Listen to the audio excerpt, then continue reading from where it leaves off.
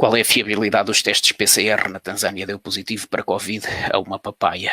O número de internamentos mortos em Portugal não deveria ser mais baixo. Os números no Brasil não são muito elevados comparando com a gripe.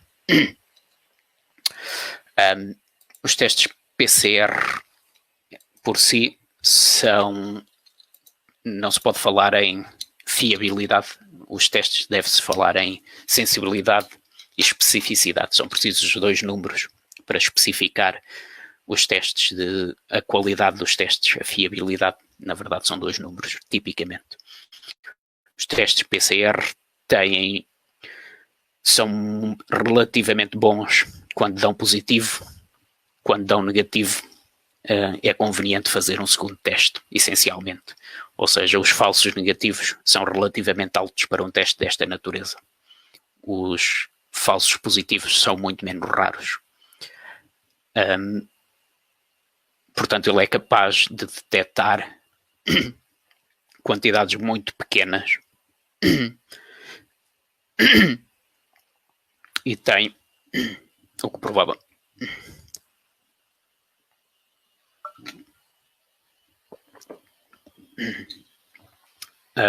E o que provavelmente estamos a observar em Portugal é a detecção de vírus não viáveis. O grande problema que se põe, ou os dois grandes problemas, o primeiro, que é aquele que eu aludo no vídeo original que fiz, é que os testes PCR têm uma janela temporal e isto cria problemas gravíssimos nos primeiros meses de uma epidemia, porque não sabemos ao certo quantos infectados é que temos. Ou seja, nós somos infectados, começamos a ser infectados aqui, a carga vírica começa a subir, chega a um pico e depois começa a descer, uma vez mais, uma distribuição normal. E os testes só dão positivo à volta deste pico. Se forem feitos quando há muito poucos vírus, tendem a dar negativos. Okay? E, portanto, há uma janela temporal à volta do pico de infecção em que eles têm que ser feitos para dar positivo. E isto significa que, se não fizermos na altura certa, não sabemos quantas pessoas é que estão infectadas. Só sabemos naquele dia se está infectado ou não, mas não sabemos se esteve infectado ou se está infectado no futuro. E, portanto, isto cria muito ruído sobre o real número de pessoas infectadas. E por isso é que depois se desenvolvem testes serológicos quando é possível, porque os testes serológicos não têm esta janela temporal.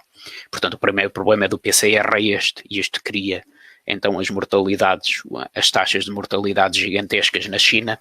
Quando se fala em 13% na China de mortalidade, não se está a falar mais do que no ruído dos testes PCR, porque há muitos mortos, ou há mortos, mas há muito poucos infectados porque não foram detectados por causa desta janela temporal. Portanto, este é o primeiro grande problema dos PCR. E o outro grande problema é que ele não consegue distinguir se o que está a detectar é um vírus inteiro ou apenas uma parte do vírus. E, portanto, se esse vírus já foi destruído pelo sistema imunitário e já não há infecção, já está de saída, já está debilitado pelo sistema imunitário ou está debilitado pelo ambiente e acabou de entrar, o teste PCR dá positivo sem sabermos se esse vírus é viável ou não. Okay? E, portanto, quando temos testes a ser feitos em barda, como acontece em Portugal, corremos o risco de estar a detectar pedaços de vírus que não são viáveis, mas que dão positivo e que depois criam toda a cadeia de tratamento, suposto tratamento, quando não há sequer sintomas. Na Tanzânia deu positivo, não sei, não dou credibilidade nenhuma. Primeiro porque foi apenas o presidente da Tanzânia a dizer que não é cientista, não conheço nada de objetivo sobre isso, nunca dei crédito nenhum a estas afirmações. Não me surpreendia que desse positivo em objetos, atenção, porque se alguém espirrar em cima da papaya, alguém muito infectado espirra em cima da papaya, e é perfeitamente normal que a papaya depois dê positivo a PCR. Os vírus estão lá. Não significa que consigam fazer infecção, mas estão lá. Mas não dou crédito nenhum a estas afirmações. O número de internamentos e mortos em Portugal não deveria ser mais baixo, porque o número de internamentos e mortos não tem qualquer relevância já. Estamos a falar de 5%. Em Portugal morrem num dia normal morrem 300 pessoas, estamos a falar de 14, 15, 8, 10 mortos, 5%, 10%, já nem muito longe dos 10% de mortos atribuídos a Covid, não tem relevância absolutamente nenhuma. 250 dessas pessoas são por problemas cardíacos. Ninguém anda em pânico porque está a morrer muita gente com problemas cardíacos. Acho que são 70% das pessoas morrem por problemas cardíacos. Não sei quantas mais de AVC. Porque é que nós estamos a preocupar com 10 pessoas que morrem de uma infecção? Morrem não, nem morrem da infecção, em que a infecção lhes despoleta a morte, porque a causa de morte principal é outra coisa qualquer. Não tem interesse absolutamente nenhum. Os internamentos estão baixíssimos. Os hospitais estão às moscas. As UCIs estão com taxas de ocupação 5%. 5% disto.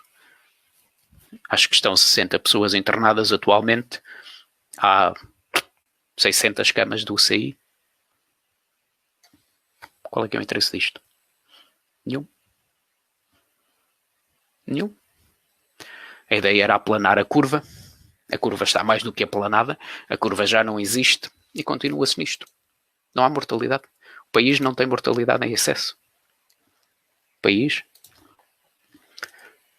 A mortalidade está perfeitamente banal. Teve este pequeno pico aqui por causa de uma onda de calor. Isto aqui foi uma onda de calor por causa dos dias mais quentes. A mortalidade está desde o dia 20 de abril. Está perfeitamente banal no país. Isto nunca teve mortalidade nenhuma assustadora. Isto aqui nunca teve relevância nenhuma. Isto é estatisticamente insignificante. Muita desta mortalidade não é Covid. É por causa de falta de cuidados de saúde. Este pico, muitos destes picos, são pessoas a morrer por medo. E desde o dia 20 não tem qualquer relevância à mortalidade estatística. Tem este pequeno pico por causa de uma onda de calor e volta outra vez ao normal.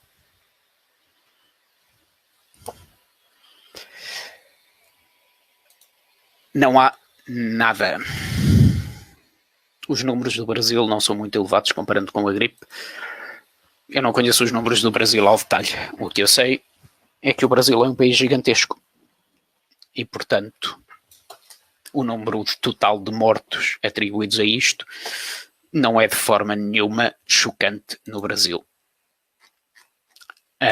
Não sei ao certo quanto é que é a gripe, quanto é que mata a gripe no Brasil. A gripe no Brasil tem padrões muito diferentes porque não tem... A sazonalidade não é marcada no Brasil, não é durante o verão, porque é um país tropical. Portanto, tem pequenas ondas ao longo do ano, ao longo das regiões, ao longo das épocas de verão e inverno. O Brasil está com 34 mil mortes em 210 milhões. Isto dá 160 por milhão. Não tem relevância nenhuma. O padrão já é de estagnamento, quer de mortes, quer de infectados. As mortes não estão em crescimento exponencial. Isto não é exponencial. Está em crescimento mais ou menos linear. Portanto, nem sequer é assustador. O número de casos está numa exponencial bastante benigna.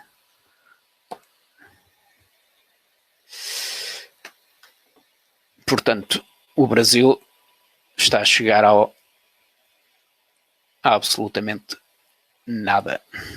Não conheço o número de mortos atribuídos à gripe no Brasil, nunca olhei para isso. Não faço a mínima ideia, nem sequer sei se existem estudos de atribuição de estimativas de mortos, em que a gripe é o despolutar da gripe, como é aquilo que o Covid faz. O que vi foram números de gripe, em que a gripe é a causa principal de morte, que é completamente diferente do Covid. Estes números de Covid não são a causa principal, como sabemos, nos países todos. No Brasil não é exceção.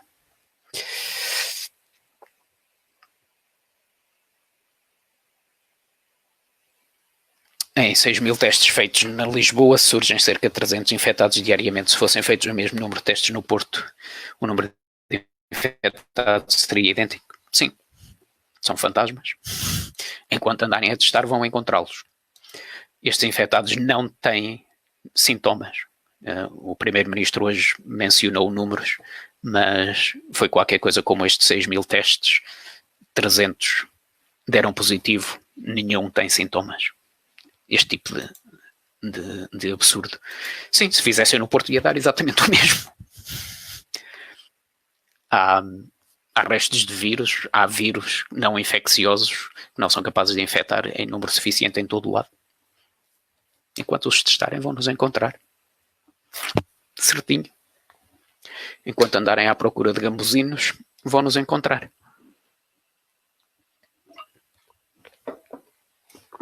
Porquê? Não sei.